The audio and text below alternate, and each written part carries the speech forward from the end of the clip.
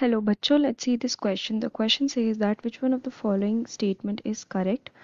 Option A, helium has abnormal behavior on liquefaction. Option B, iodine is readily soluble in CS2 and the solution is purple in color. Option C, helium do not form any clathrate. And option D, all of these. तो इस question में हमें 4 statements दिए हैं और हमें बताना है कि कौन सा स्टेटमेंट सही है. तो इस क्वेश्चन में जो की कंसेप्ट है that is regarding the properties of halogens and noble gases. तो हम एक एक करके जितने भी स्टेटमेंट्स हैं वो पढ़ लेते हैं.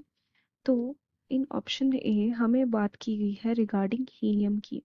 हीलियम का बोला गया है कि उसके अंदर एबनॉर्मल बिहेवियर रहता है when it is liquefied, when it undergoes liquefaction. ठीक है. तो यहाँ पे हीलियम क्या है? It is a noble gas. ठीक है. तो नॉर्मली जो नोबल गैसेस रहते हैं ना, उनको लिक्विफाई करना बहुत ही ज़्यादा डिफ़िकल्ट रहता है. ऐसा इसलिए होता है बिकॉज जो उनके अंदर क्या होता है, वीक वैंडर वॉल्स फोर्सेस रहते हैं.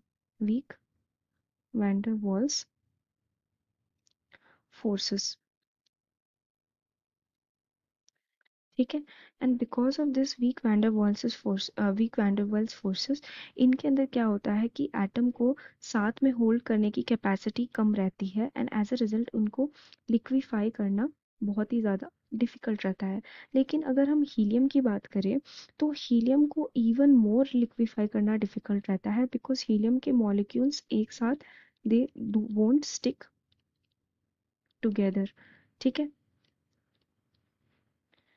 व्हेन हम उन्हें लिक्विफाई करते हैं. ऐसा इसलिए होता है बिकॉज हीलियम जो होता है उसका साइज बहुत ही छोटा होता है. ठीक है. एंड एज अ रिजल्ट जब अगर हमें उसको लिक्विफाई करना भी रहता है तो यहाँ पे हमें टेम्परेचर को बहुत कम करना होता है, जैसे कि -269 डिग्री सेल्सियस में करना पड़ता है in order to liquefy helium. ठीक है. तो दैट इज़ वाई हीलियम की जो लिक्विफिकेशन की बिहेवियर रहती है वो बहुत ही ज़्यादा अबनॉर्मल रहती है because of its small size. So ये जो स्टेटमेंट है ये करेक्ट स्टेटमेंट है. अगर हम ऑप्शन बी में देखें तो ऑप्शन बी में बात की गई है regarding the reaction of iodine with carbon disulphide.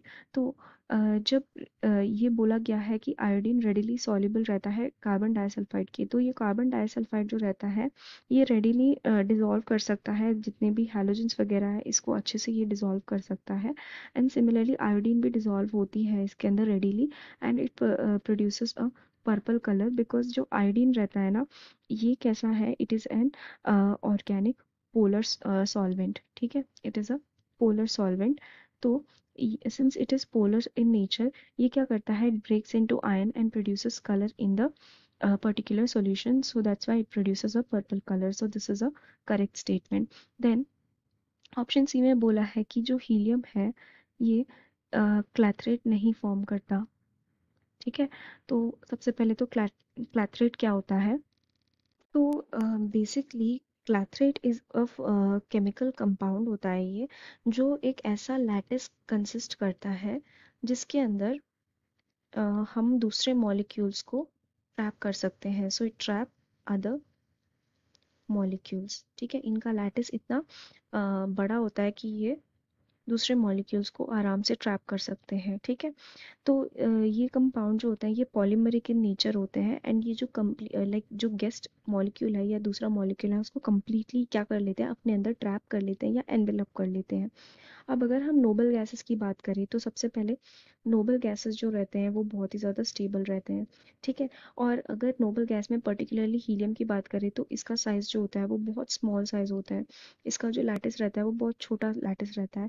तो उसके अंदर जगह ही नहीं होती कि वो दूसरे मॉलिक्यूल को ट्रैप कर सके एंड इसलिए वो क्लैथरेट नहीं फॉर्म करता. सो वी कैन से कि ये स्टेटमेंट भी करेक्ट है. So all of these statements are true. So we can say that the correct answer for this question will be option D. I hope you have understood it well. Best of luck.